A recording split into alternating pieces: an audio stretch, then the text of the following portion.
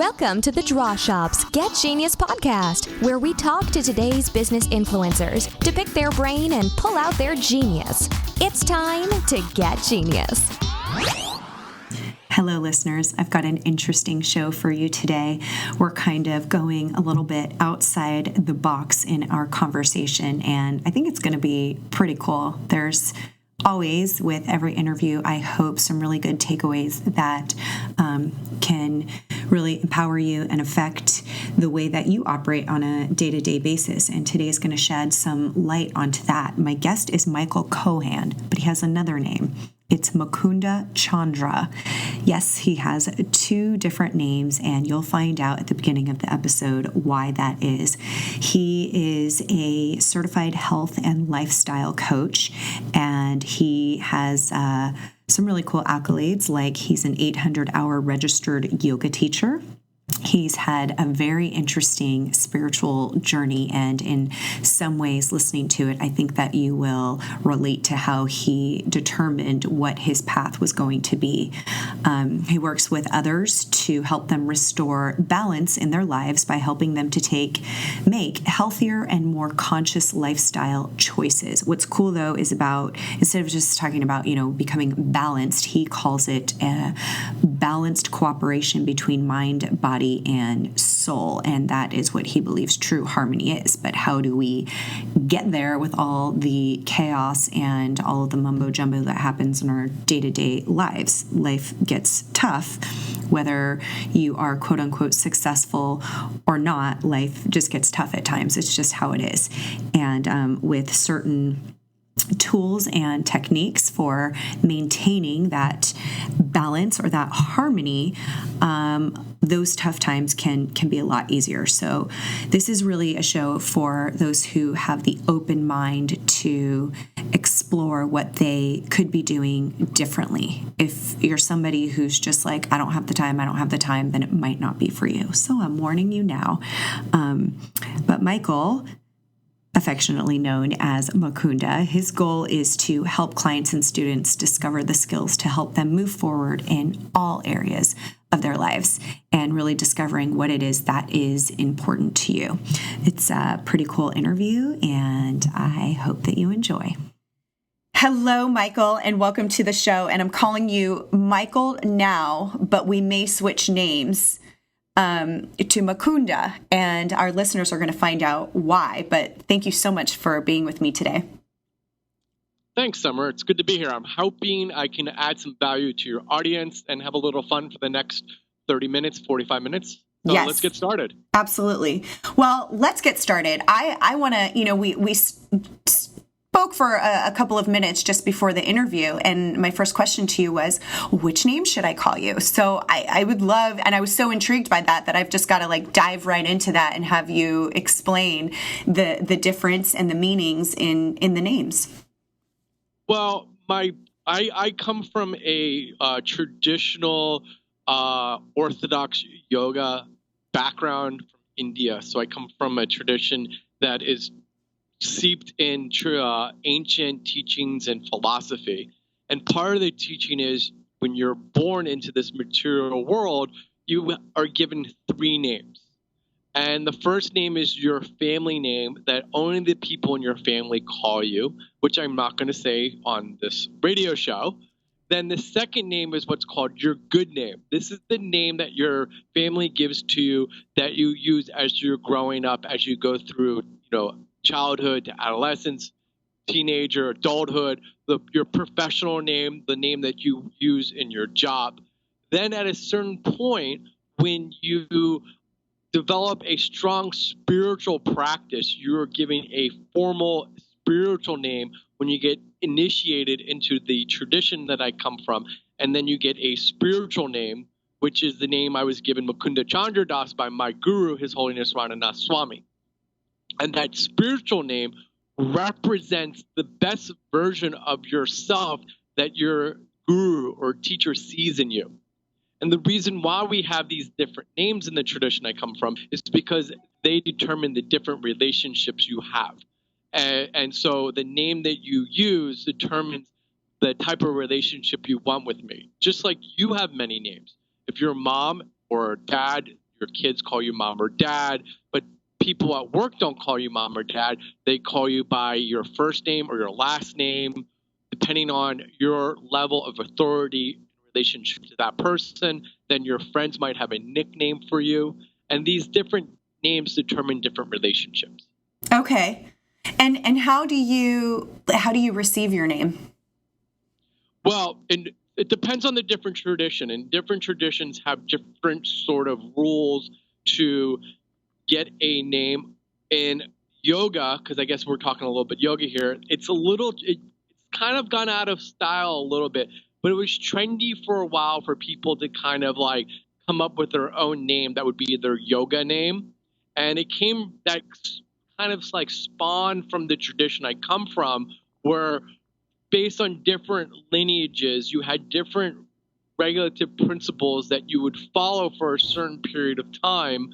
Then you would take formal initiation and take sacred vows of upstanding these sacred traditions. So in my tradition, you would study with your guru and a mentor for a set period of time, from anywhere from 1 year to 5 years, based on your knowledge and lifestyle.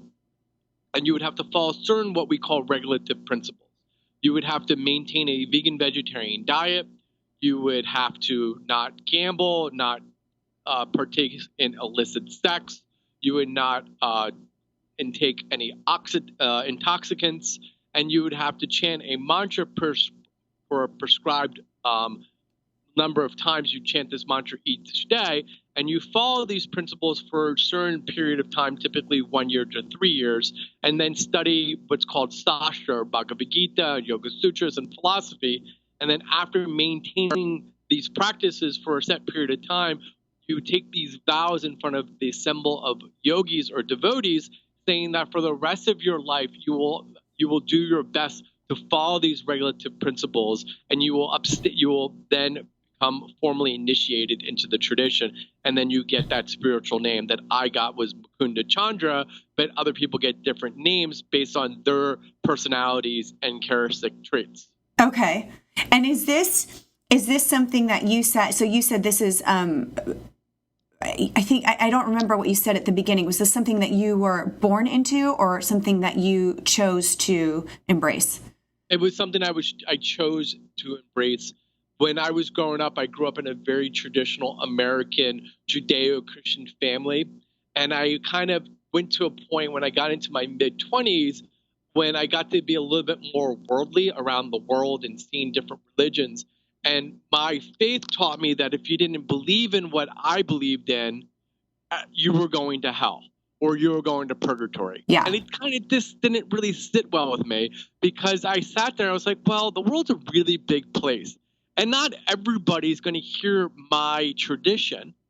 So how can everybody, so what, 90% of the world is doomed except for my family and the people that are part of my community? So it didn't really sit with me. So I kind of began to explore different faiths and different religions. And I came to the conclusion that we all come from the same source, but we all, based on our karma, where we're born, our family background, we need to receive the teachings of divinity from different viewpoints to give us that sort of rules and regulations to follow us so we can advance spiritually. And then I met my guru, and my guru was a Hindu. He was a Hare Krishna. And if he was Jewish, I'd be a Jew. If he was a Catholic priest, I would be a Catholic priest. He was my guru. Yeah. It didn't matter what faith he was. And I chose the faith that he was in because he embodied what I believed a spiritual person should be. And so I wanted to be his formal disciple, his student. And so I chose his path. And so that's how I became a Hare Krishna and followed the principles of, Gaudiya Vaishnava tradition. My girlfriend is not of the Hare Krishna lineage. She's of a different lineage within the yoga tradition of Satchidananda or integral yoga. So she has a spiritual name, and she had to follow a different path to get her spiritual name. Wow. But we believe that, many paths, one source, so it doesn't conflict with us. So that's why I end up becoming a Hare Krishna, leaving my Judeo-Christian background. But as I've advanced in my spiritual practice and I've matured in my security as a devotee of Krishna, I am able to then now go back to my Judeo-Christian roots in my secure faith and take teachings from the Bible and the Torah and apply it to my spiritual practice. And how has your family responded to this? Well, at first they thought I love that laugh. Thanks. Well, I remember when I got initiated, and I was kind of like, my mom really knew what I was doing. She was very supportive, but my dad really didn't know really what I was doing, because I came from this family background of, you work hard, you get a corporate job, you climb up the corporate job ladder, and that's how you become successful in life. And so I had a really good job in New York City. I worked in corporate. I had an office. I had an assistant. I was making really good money. And over the course of like 8 years of practicing yoga and studying different philosophies, I started to get less interested in sort of the material pursuit and more into the spiritual pursuits of life. And so I left my corporate job, became a full-time yoga teacher, which eventually led me to being a life coach. But during that journey, I began to sort of like shed a lot of my material desires. And my dad really didn't understand what I was doing. And he wasn't really supportive of it. And neither was my aunts and uncles and cousins. They all thought I was like joining some sort of cult. Yeah. And so I went to our ashram in Pennsylvania, and I had a shaved head, and I got initiated. And I came home and I went on Facebook, and I updated my Facebook profile with my new initiated name, Mukunda Chandradas, parentheses, Michael Kohan. And my family freaks out. My uncle calls my dad and tells my dad that I joined a cult, and that when he dies, all the money my dad's going to leave me, I'm going to donate back to my ashram. And so my dad calls me up one day and says, we need to talk. I'm like, okay. So I ended up going to dinner with him on a Sunday night. Of all places, I would go to Olive Garden because it's the only restaurant open in the area I'm living in. So I'm at Olive Garden, I'm eating a salad, and my dad's like, are you a Hare Krishna now? I'm like, yeah, why? He's like, okay, does this mean that when I leave my body, all the money that I give to you, are you going to donate to the temple? I'm like, no. Why? Why would you ask me that? Of course not. I still, I'm going to take that money and buy a house and, support my family and, like continue on in the family tradition. He's like, but I thought because you are a Hare Krishna, you have to give up all worldly possessions. And I was like, Dad, I am not a monk. If I was a monk, yes, I am a householder. I am what's called a grihasta.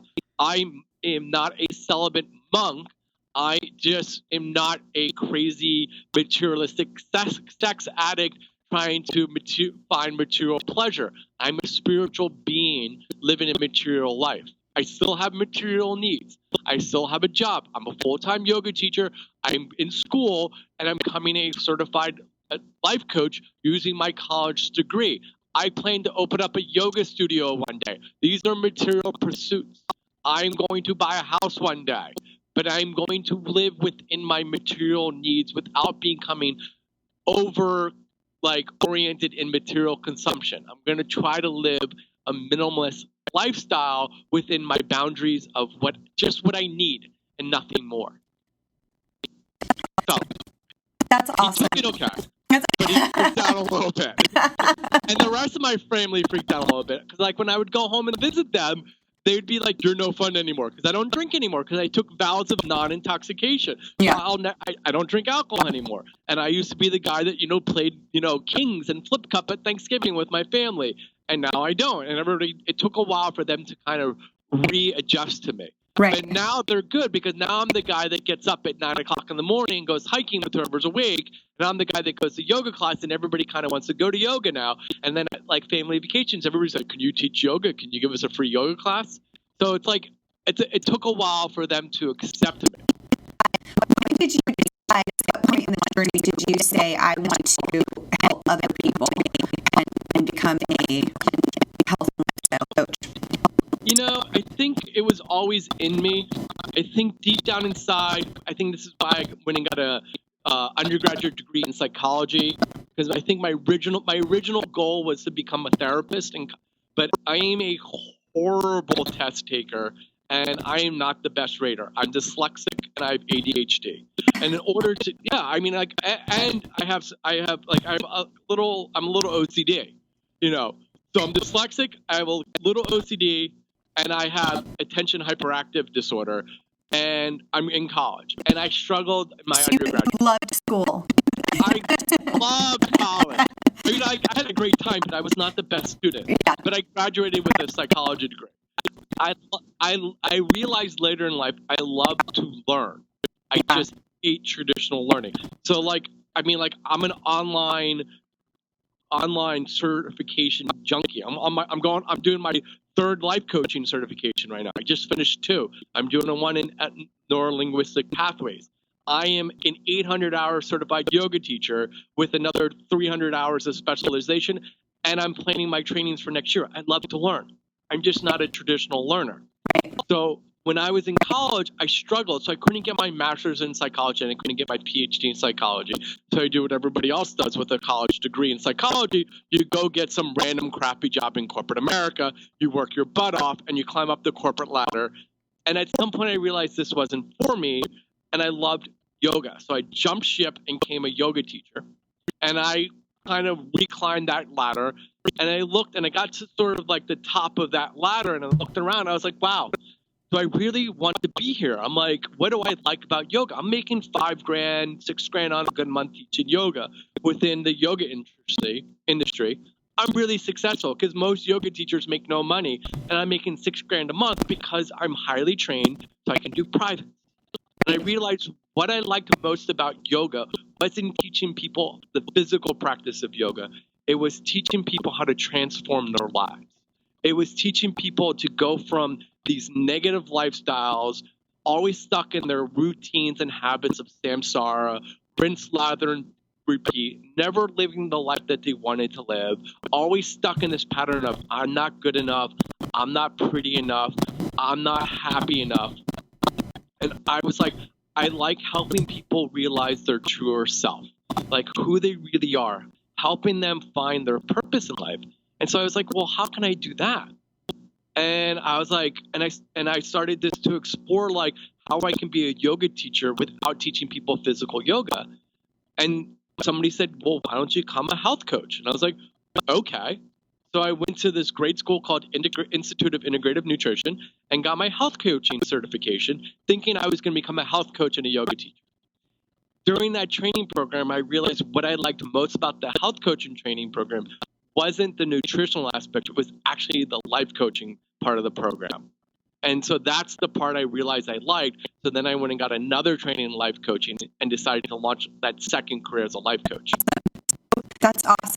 So I'm curious because, you have your lifestyle. What are some of the people, what are some of the clients you work with, and what do they have different spiritual and religious beliefs, or do they tend to have the same as yours? I'm just wondering what the dynamic is. Well, I'm still trying to figure it out because at first I thought I was going to be a men's life coach, and I thought I was going to go market myself to men's coach, like be a men's life coach and teach men how to be more spiritual and be more emotionally open. And every one of my clients is a woman. I kid you not. I keep thinking I'm going to be like this guy who teaches like men how to be like spiritual and healthy, and everybody I work with is a woman, but the age is across the board. My youngest client is a 19-year-old college student, millennial, trying to get through college and doesn't really know what she wants to do with her life. To 20-somethings, which is not really is a 19-year-old person a millennial? I don't think so. They're a different generation. We just haven't named it yet. Yeah, we haven't named it yet. I was trying to figure that out the other day.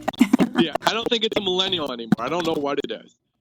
I have one client who's 58 years old and retired and trying to figure out what to do with the rest of his life.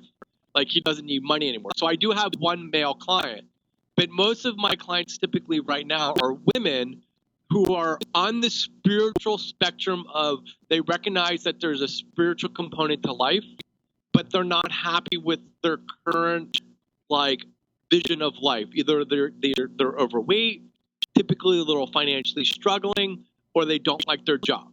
And I kind of work with understanding their NLP or their neurolinguistic pathways, or their subconscious thought patterns through through meditation and developing healthy lifestyle choices, to shifting into their like human need psychology, to then helping them set goals. And then along those avenues of trying to figure out materially, we begin to kind of dissect the spiritual aspects of life. Yeah. Of like who are you? Why do you believe the way you believe? What happened in your life, and what points in your life were things imprinted that caused you not to live the life that you want? Right. You know, it's interesting because just in this conversation, I'm thinking about, you know, a couple of things. I was thinking about, you know, the fact that you have more female clients, and there tends to be, I know a number of men that are very, that pursue that learning of their spiritual side and really connecting with who they are and trying to find that harmony and balance. It seems to be more women. I wonder what that resistance is. And what's interesting, though, is that those that do practice some sort of whatever it is, like you said, meditation, yoga, to me, the real gift is that we all kind of have the answers and all of that we're searching for within us, but it's just so noisy in our brains with the stress and the things that happen in this day-to-day life, whether you're running a business, trying to find a career, make ends meet, you have kids, all that kind of stuff. There's so much noise that's going on that it seems the importance becomes more quick fix, if you will, to kind of pseudo quiet your mind, not really quiet your mind, just distracted, I guess. And it's interesting. You can tell the difference when you've had, you know, true quiet in your brain. I meditate, so I know that the answers or the things that you're searching for come to you, and it's actually pretty easy. And you go, oh wow, that's really easy. This is what I need to be doing. Whereas when you're so cluttered and so stressed, and you know, most of the day you're like and falling all over yourself, or you accidentally beat your car, you know, all those little things go wrong because you're just kind of like in chaos. You know what I mean? Well, yeah, my martial arts teacher always says it's the best, and I translate it to life. My martial arts teacher always says how you begin your form is as important as how you end the form. In the middle is the operation. Yeah. And so I translate that to is how you begin your day is as important as how you end the day. So if you don't have a morning ritual routine in the morning that centers your mind and your body, your soul, and you don't have a bedtime routine that doesn't center your mind, body, soul, then your day will be chaotic. But the original question you asked me was, why are more women more focused on spirituality, mindfulness, healthy living versus men? Part of it is, I think, over the last 20 years, with the like mindful and yoga and spirituality industry, not religion, but industry, was marketed more towards women. Yeah. And I think that played a large part of it. And when you look at like, you know, this is something that I'm really interested and curious about. And like my next project, once I finish up the project I'm working on, I do want to launch my own podcast that does focus on this subject matter. That when you look at, you know, any sort of fitness magazine, when you look at Yoga Journal, or you look at Mind Body Green, you look at magazines and blogs like that, they're so female oriented. As a man, when you look at them, it's uncomfortable. It's like sometimes I just want to vomit. I'm just like, great, I'm not a woman. How is this going to relate to me? Right. And the whole industry just markets to the aspects of the divine goddess. There's nothing wrong with it. And I think there was a point where women in general needed to go through that evolutionary revolution of female empowerment, and yoga allowed female empowerment of the divine goddess. I think that there is the reason why we have, besides that we're in the age of Kali Yuga, that there's so much chaos and discord and distrust and disharmony in this world is there's not enough divine goddess energy. And I'm not talking about enough, there's not enough women in leadership. I'm talking about there's not enough divine goddess energy. That even when you look at women in leadership roles, they feel the need to become men. And that puts off balance. We need more divine goddess leaders, both in government and corporations. That being said, because there was such a need for that divine goddess evolution, the divine masculine energy was not going through its evolutionary stage, and it's still just focused on just like physical appearance, lifting weights, how to achieve maximum performance in your workouts. Not how can I work out to open up who I really am as a person.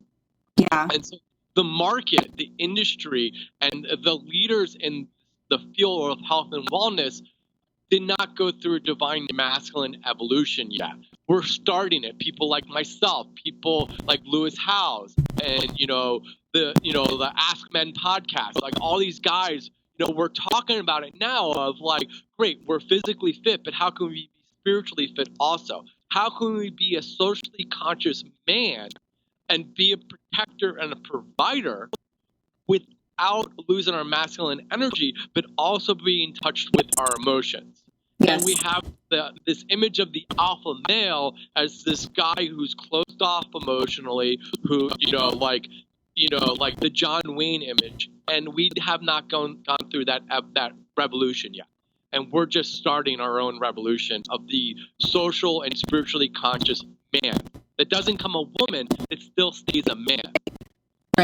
Right. Like the Rob Bells and the Lewis Howes, those guys. Tony Robbins, like he's like a spiritually and emotionally evolved man. You can look at Tony and can connect to anybody because he's in touch with his divine masculine energy, not from a macho standpoint. And so that's why we are not oriented to that yet. Plus, the industry isn't marketed to that. So we don't see it. We only see the how to get the 6-pack abs, and how to crush your workout, and how to punch like a man.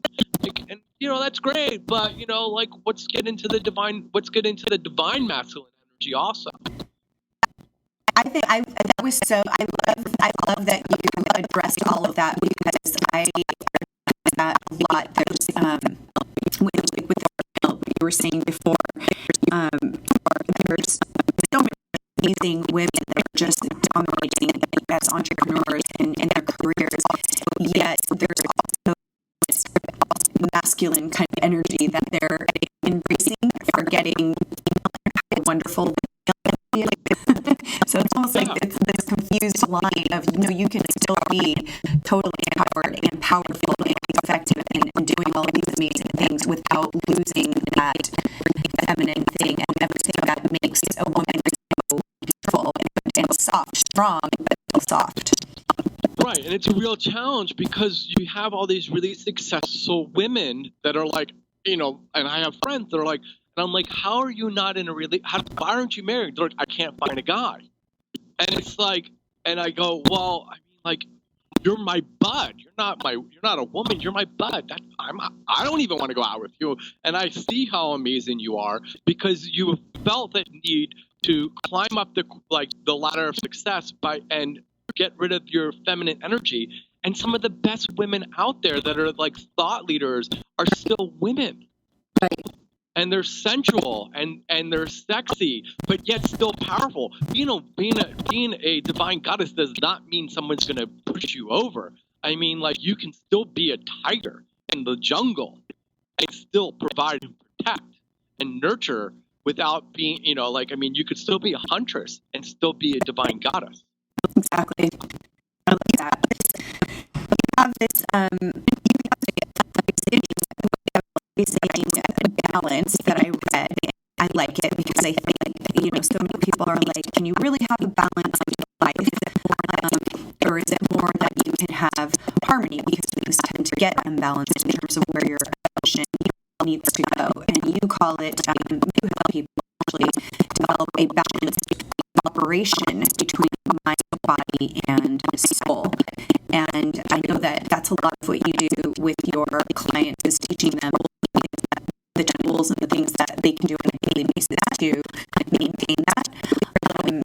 I'd love to hear a little bit more about what that looks like. I'm sure it's different for different people and what it is that you do, but maybe, what does that look like for you? What is your morning and night routine that creates that balanced cooperation between body and soul? Well, do you want my routine or do you want what I believe?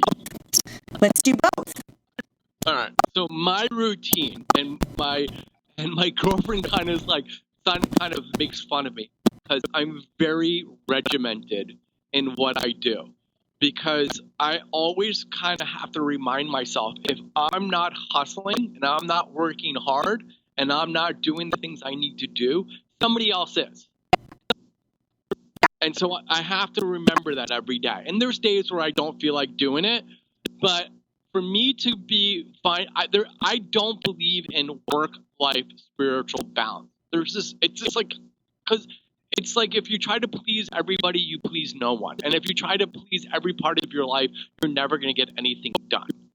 And so what I try to teach my clients is work-life spiritual integration. That you, as a person, don't wear different hats with who you are in life.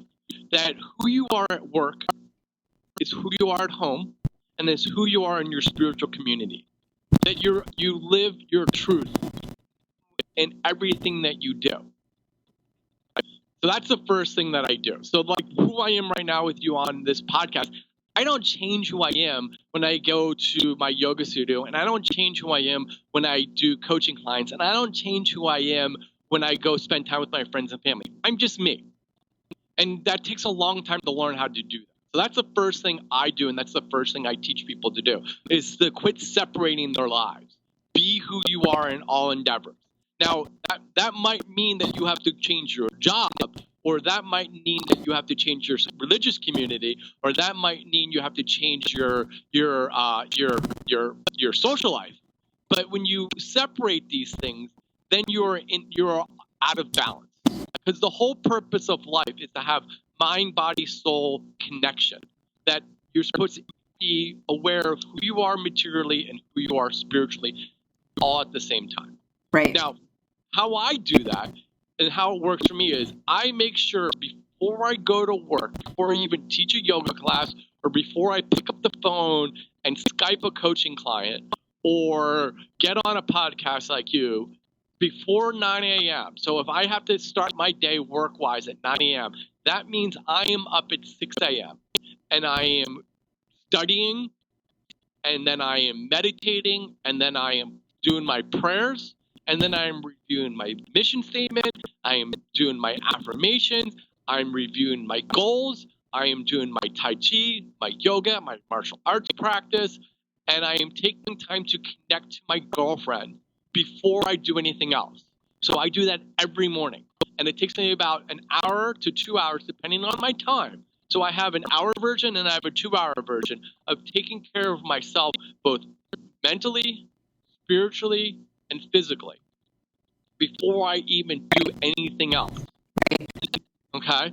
Then, at the end of the day, when I'm done with work, I turn off my cell phone, I turn off the Wi-Fi, I reconnect back to my girlfriend, I check in with her to make sure how her day is, she checks in with how my day is, I meditate, I do my evening prayers, and then I read, and I allow myself an hour of television at the end of the day to relax. And then I go to bed. And then on the weekends, which my weekends are Friday and Saturday, I make sure that I schedule myself like I schedule my work to do the things I need to be spiritually aligned, that I need for me. So I need to go to my martial arts class on Saturday. I need to go hiking at least once a month and the woods. I need to go to my temple at least twice a month. I need to do one romantic act for my girlfriend. So I have like a list of 4 romantic acts that I do for my girlfriend every month that I make sure I do. And I just keep track of everything. Yeah. So, and the reason why you do this is because if you don't keep track of everything, then life just takes over. And then you're just running all over the place. And so then what I do is I basically teach people through a series of exercises how they can begin to map out what's important in their life and then begin to schedule those important things, and then everything else gets filled in. And who was the great guy who taught that originally? I want to say Steve Covey. I think it was called the Compass originally, like your 7 compasses. I just basically teach that ultimately is the 7 compasses. And then that's how I have this cooperation between mind, body, and soul. Okay. And I think I went on a big tangent there. No, I love it, and you're totally speaking my language because I completely agree. So I have one question for you: is now people obviously people use because they are seeking this help. How can you, if you've ever seen, if there's someone close, if it's someone you work with, if it's a spouse, if it's a friend, if it's someone in the family, that you see is operating on that chaos? It's like, they're always in that, like, mode. Everything's just kind of like, whatever, fire comes up, then they'll put their attention there. And it's kind of chaotic. And there's no, like you said, scheduling those things that are important or organizing the day or really setting themselves up so that they're in that mindset to accomplish the things they want to accomplish. How do you explain to that person, or how do you sell to them this process and a routine and falling in love with the idea that, if I do these things, I'll be in a better place to accomplish all these things I'm running around with a chicken head cut off trying to accomplish? Well, I think most people, that's how they live. They just live on autopilot, because whenever I talk to a friend, I'm always I'm 41 years old and I don't feel like I look 41. And I feel like a pretty young guy, and I see my friends and they look so much older than me, and they're all kind of slightly out of shape, and they all kind of are struggling financially. And I sit there, I'm like, why aren't you exercising? And their response is, I don't have the time. Yeah. And I'm always like, what do you mean you don't have the time? I don't have the time. I'm like, I guarantee you have the time to go work out 3 days a week for an hour. No, I can't. I don't have the time. And so what I do with my friends is I make a bet with them, and I basically say, I challenge you to I challenge you to sit with me and write out your schedule on a calendar and see what you do for a week. Like, literally map it out. And I guarantee you I can find time in your day for you to read a book or listen to an audiobook or a podcast, get to the gym 3 days a week, and make time for your loved ones, your wife or your husband. Right. And basically, they don't believe me. And because people, what they'll do is they'll schedule their job at work, and they'll schedule their appointments for their career, but they don't schedule their life. Yeah. And so what I teach people, this is one of the things I really am good at teaching people, is I teach people how to schedule their life. But then what you get is you get pushback where people are like, well, don't you want to be spontaneous? Like, yeah, schedule spontaneity. I have Saturday afternoon. That's so me. I always say that. I love spontaneity. It's scheduled, organized. Right. Like, schedule your spontaneity. Like, make a list of the things you want to get accomplished, and then look at your schedule and begin to map out the time to get it done. And then once a week, take the time to review whether you got it done. And so what you do is, what I do is I love using technology.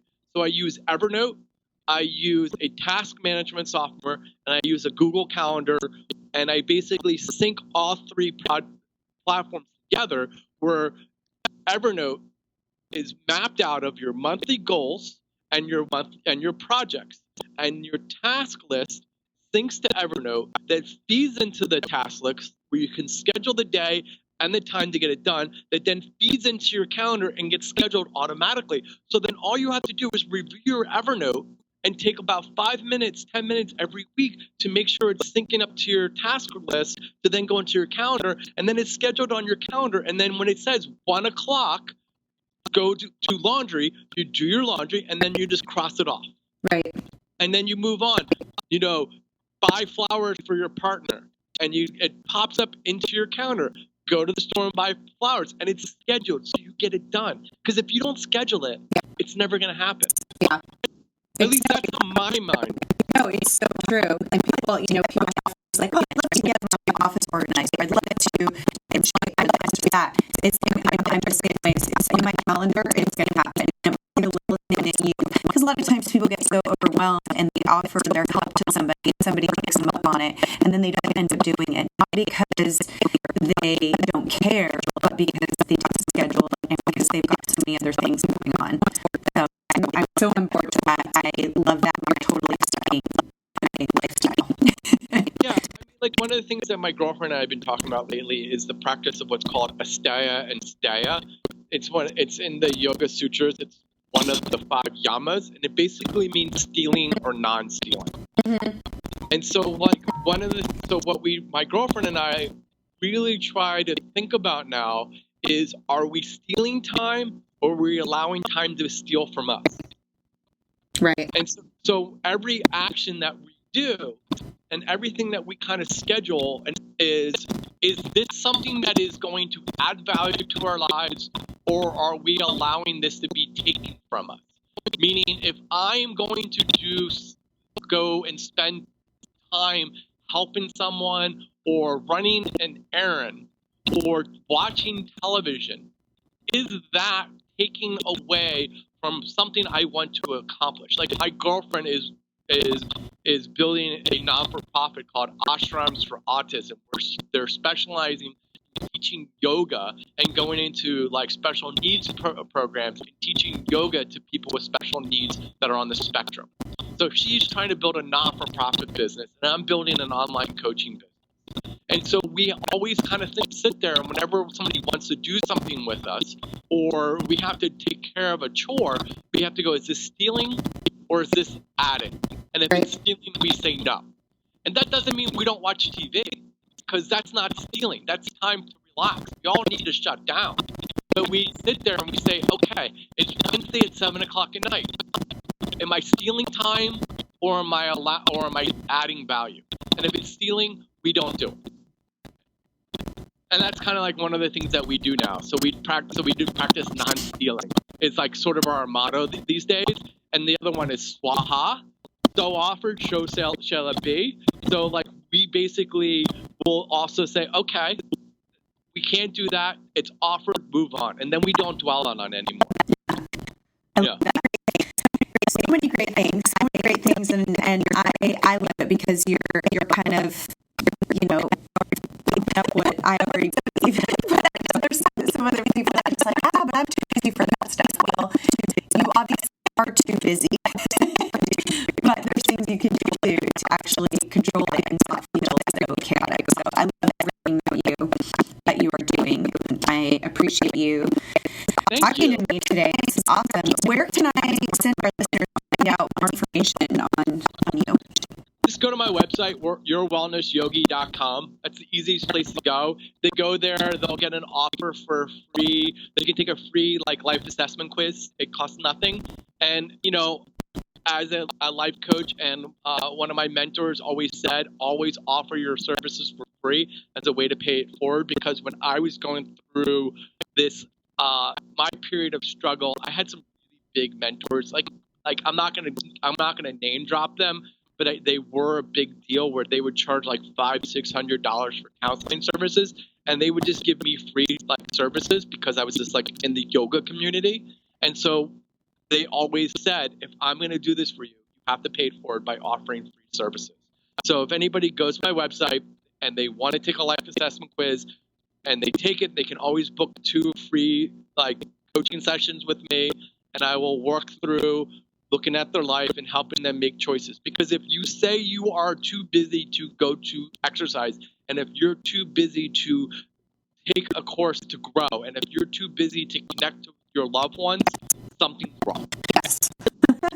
And it's not you.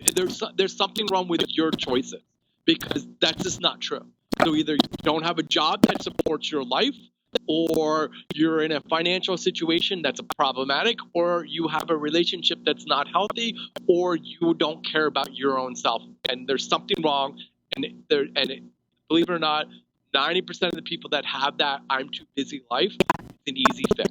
Yeah, absolutely, I agree. That I can't help is you need a therapist. And that's and I'll help you find a therapist. Like, there are plenty of great therapists out there. It just means that you're beyond my scope of work. Right. Well, thank you so much. This is awesome. And my wellness yogi, is that what it was? Your wellness. Somebody had my wellness yogi before. So I don't know if the website's up, but they own the domain. So I'm yourwellnessyogi.com. Yourwellnessyogi.com. Awesome. And if they go there, they can check me out. And then, there's like a little pop-up that says, take your free life assessment quiz. And they can click on that. And then they take a free life assessment quiz. And then if they want, they can book 2 free coaching calls with me. And I usually charge like anywhere from $150 to $250 an hour. So, that's like, almost a $500 value. That's awesome. Well, thank you so much. Yeah, man. Hey, Summer, by the way, you have a really nice energy about you. I'm looking at your Skype photo, and I'm just like, wow, this person radiates love and beauty. Well, now my whole day is made. Awesome. Thank you so much. Thank you for listening to today's Get Genius. You can learn more about The Draw Shop at www.thedrawshop.com, on Facebook, LinkedIn, and Twitter. Your home for kick-butt custom whiteboard marketing videos. Your ideas come to life. Thanks for listening. Please share, comment, and make any suggestions for future Genius guests.